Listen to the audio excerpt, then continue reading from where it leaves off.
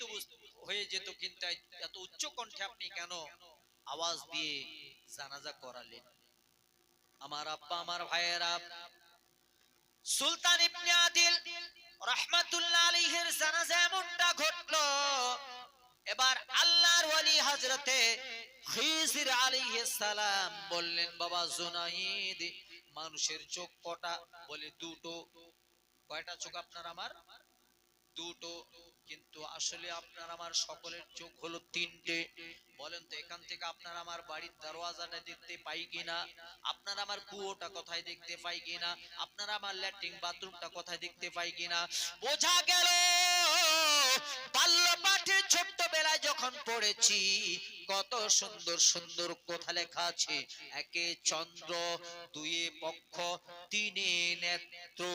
এই ৩ নম্বর নেত্রটা, এই ৩ নম্বর চোখটা পেয়েছেন বড় বড় মুনি ঋষিগণ, আল্লাহর ওয়ালিগণ, যারা শুধু শরীয়তের আমল করে না, যারা একজন সুফি সাধক মানুষ, আধ্যাত্মিক জগতের মানুষ, সে ওই চোখের সন্ধান পেয়েছে।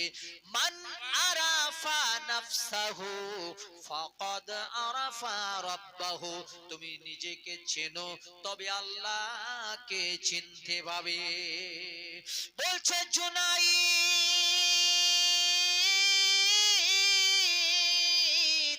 তোমার ওই ৩ নাম্বার চোখটা আল্লাহ খুলে দেয় নাই, যার কারণ তুমি দেখতে পাও না। ও জুনাইদ, সুলতান ইবনে আদিল রাহমাতুল্লাহ আলাইহিকে আল্লাহ রাব্বুল আলামিন এত পছন্দ করেছেন, এত পছন্দ করেছেন যে আল্লাহ রাব্বুল আলামিন জান্নাত থেকে তিনার জানাজার জন্য লক্ষ লক্ষ রহমতের ফেরেশতা পাঠিয়েছে। একজন দুজন নয়, লক্ষ লক্ষ ফেরেশতা আল্লাহ পাঠিয়েছেন হযরতে জুনাইদ বাগদাদি, আপনার সুলতান ইবনে আদিল রাহমাতুল্লাহ আলাইহির জানাজায়। কেন? আসুন আয়াতে, ফাযকুরুনি আযকুরকুম ওয়াশকুরুলি ওয়ালা তাকফুরুন।